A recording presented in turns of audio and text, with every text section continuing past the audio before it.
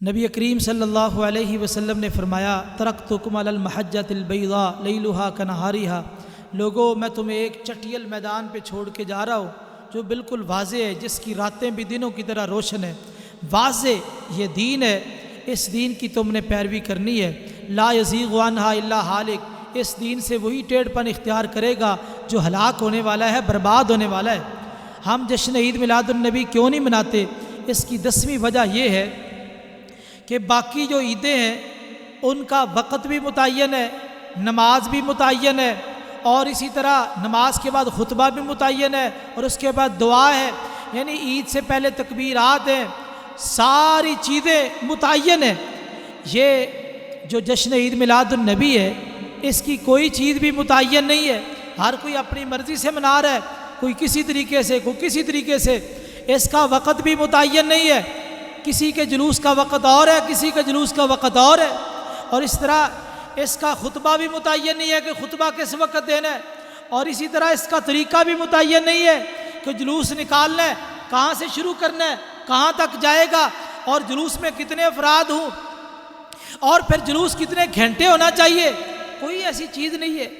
یہ ساری چیزیں ایسی ہیں جو بناوٹی ہے، اور کوئی بندہ دعویٰ نہیں کر سکتا کہ یہ جلوس، آداب جلوس کیا ہے، باوضو آدمی جلوس میں ہونا چاہیے یا بے وضو بھی آدمی چل جائے گا۔ اسی طرح عیدین کے اندر تکبیریں ہوتی ہیں تو اس میں تکبیریں ہوں گی یا نہیں، اور عیدین کے اندر راستہ تبدیل کیا جاتا ہے، اس میں راستہ تبدیل کیا جائے گا یا اسی راستے پر آنا درست ہے۔ اسی طرح عیدین کے اندر عید الفطر سے پہلے تاک کھجوریں کھا کے یا تاک کوئی بھی چیز کھا کے جائیں، اور عید الاضحیٰ میں کوئی چیز کھا کے نہ جائے، تو اس جشن عید میلاد النبی میں کھانا کھا کے جانا چاہیے یا اس کے بغیر جانا چاہیے۔ یعنی یہ تمام چیزیں جشن عید میلاد النبی کے حوالے سے متعین نہیں، باقی عیدوں کی ساری چیزیں متعین ہیں، دونوں عیدوں کی ساری چیزیں متعین ہیں، کوئی چیز مبہم نہیں ہے، کیونکہ مسلمانوں کی خوشی کے دن ہے، اس لیے کوئی چیز مبہم نہیں۔ اور پھر عیدین کے حوالے سے رسول اللہ صلی اللہ علیہ وسلم نے حکم دیا کہ عورتوں کو بھی حکم دو کہ وہ بھی عیدگاہ میں آئے، بالخصوص وہ عورتیں جنہوں نے نماز نہیں پڑھنی وہ بھی آ جائیں، نماز والی جگہ سے الگ رہے اور مسلمانوں کی دعا میں ضرور شریک ہوں۔ تو بتائیے جشن عید میلاد النبی کے جلوس میں صرف مرد آئیں کہ عورتیں بھی آ سکتی ہیں؟ اور پھر عورتوں میں سے وہ عورتیں جنہوں نے نماز نہیں پڑھنی وہ آ سکتی ہیں کہ نہیں آ سکتی؟ بتائیے اس کے کیا آداب ہے، کیا طریقہ ہے؟ باقی عیدین کی ایک ایک چیز متعین ہو چکی، ایک ایک چیز متعین کر دی گئی، لیکن یہاں کوئی چیز متعین نہیں ہے۔ اپنی طرف سے جلوس کا سلسلہ بنایا، اپنی طرف سے وہ 12 ربیع الاول کی صبح کو وہ پروگرام بنایا، وہ سارے محلے والے اوپن سپیکر چل رہا ہوتا ہے، پریشان، گھروں میں مریض بھی ہوتے ہیں اور دوسرے تیسرے لوگ پریشان ہوتے ہیں، اور یہ کیا ہے جی، نبی کریم صلی اللہ علیہ وسلم کی آمد میں یہ پروگرام کیا جا رہا ہے۔ یہ تو کوئی انداز نہیں میرے بھائیوں، یہ تو کوئی طریقہ نہیں۔ جتنی بھی عبادات ہیں شریعت میں، کسی عبادت کے اندر کسی دوسرے مسلمان کو تکلیف ہوتی ہے؟ یہاں تو پورا محلہ پریشان ہوتا ہے، پورا محلہ گھبرا جاتا ہے، پتہ نہیں کیا ہو گیا۔ اس لیے باقی عیدوں میں ہر چیز متعین ہے۔ اگر یہ بھی شرعی عید ہوتی، اس کا اسلام کے ساتھ تعلق ہوتا، تو یاد رکھیے اس کی بھی ایک ایک چیز متعین ہوتی اور ایک ایک چیز واضح ہوتی، کوئی ابہام نہ ہوتا۔ اس لیے اس کا اسلام سے تعلق کوئی نہیں، ہر چیز غیر مبہم ہے، ہر کوئی اپنی مرضی سے منا رہا ہے، کوئی نماز پڑھ لیتا ہے، قربانیاں کر لیتا ہے۔ اب تو ماشاءاللہ سلسلہ بہت آگے تک جا رہا ہے، تو یہ دن بدن ترقی، یاد رکھیے بدعت اسی طرح ترقی کرتی ہے، بدعت علاقائی ہوتی ہے، ہر علاقے کی الگ الگ بدعت ہوتی ہے، اس لیے ہر کوئی اپنی مرضی سے منا رہا ہے، اپنے طریقے سے منا رہا ہے۔ جو اسلام کے واضح صریح عمل ہیں ان میں اللہ کے رسول کا طریقہ موجود ہے، اور عمل صالح اسی کو کہتے ہیں۔ عمل صالح وہی ہوتا ہے جو اللہ کی رضا کے لیے ہو اور نبی کریم صلی اللہ علیہ وسلم کا طریقہ ہو۔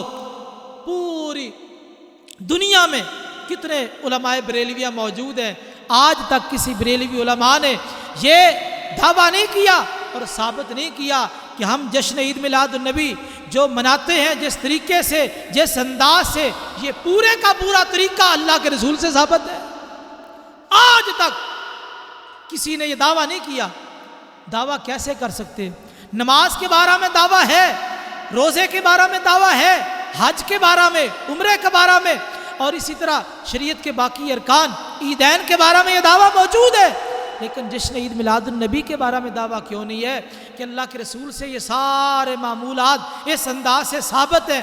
یہ جو جھنڈیاں لگائی جاتی ہیں، بازار سجائے جاتے ہیں، مسجدوں کو سجایا جاتا ہے، گھروں کو سجایا جاتا ہے، یہ سارے اللہ کے رسول سے طریقے ثابت ہیں۔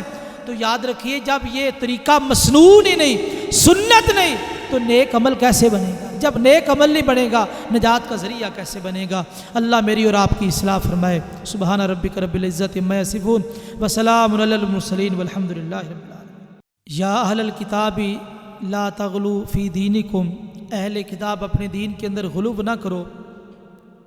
ہم جشن عید میلاد النبی کیوں نہیں مناتے؟ اس کی 11ویں وجہ یہ ہے، شیخ الاسلام ڈاکٹر محمد طاہر القادری نے معمولات میلاد کے اندر بڑی خوبصورت بات لکھی ہے۔ بسا اوقات اللہ تعالیٰ زبان سے اور تحریر سے ایسی باتیں نکلوا دیتے ہیں جو انسان کے اپنے منہج کے خلاف ہوتی ہے۔ انہوں نے بہت خوبصورت بات لکھی، کیا کہتے ہیں؟ جشن عید میلاد النبی عید مسرت ہے، شرعی نہیں۔ جشن عید میلاد النبی عید مسرت ہے، شرعی نہیں۔ کیا مطلب؟ یہ خوشی کی عید ہے، یہ خوشی کا دن ہے، یہ شریعت کے ساتھ تعلق رکھنے والی عید نہیں ہے۔ اب ڈاکٹر صاحب نے کتنے واضح انداز میں 2 ٹوک الفاظ میں مسئلہ ہی حل کر دیا، مسئلہ ہی حل کر دیا۔ کیا فرماتے ہیں؟ اس کا شریعت سے کوئی تعلق نہیں، اس کا تعلق ہے خوشی کے ساتھ۔ ہم خوشی مناتے ہیں نبی کریم صلی اللہ علیہ وسلم کی آمد کی۔ آئیے میرے بھائیوں، ایک مسلمان کی شان کیا ہے؟ وہ شریعت پہ عمل کرتا ہے، اس کی غمیاں، اس کی خوشیاں، اس کے صدمات، اس کے لمحات، اس کے شب و روز شریعت کے مطابق ہوتے ہیں کہ اپنی مرضی سے ہوتے ہیں؟ مسلمان خوش بھی ہوتا ہے تو شریعت کے دائرے میں، مسلمان صدمے میں بھی ہوتا ہے تو شریعت کے دائرے میں۔ فتح مکہ کے موقع پہ نبی کریم صلی اللہ علیہ وسلم کو خوشی ملی، آپ نے کیا کیا؟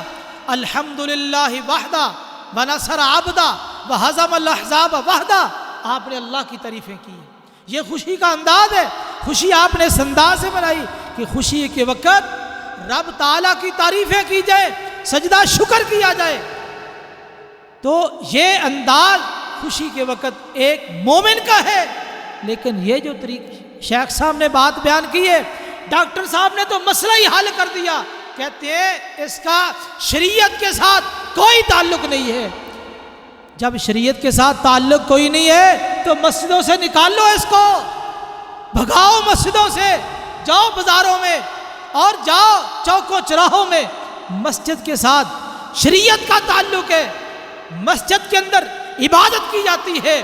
جب یہ عبادت نہیں، اس کا شریعت کے ساتھ تعلق نہیں ہے، یہ خوشی ہے تو خوشی باہر جا کے مناؤ، تو پھر بعد میں پتہ چلے گا کہ تمہاری خوشی اسلام کے مطابق ہے یا تم اسلام کے اصولوں کو توڑ رہے ہو۔ اور آگے لکھتے لکھتے ایک بات یہ بھی لکھ دی، کہتے ہیں یہ بعض لوگ اس کی دلیل مانگتے ہیں، حالانکہ یہ شرعی ہے ہی نہیں، عید مسرت ہے۔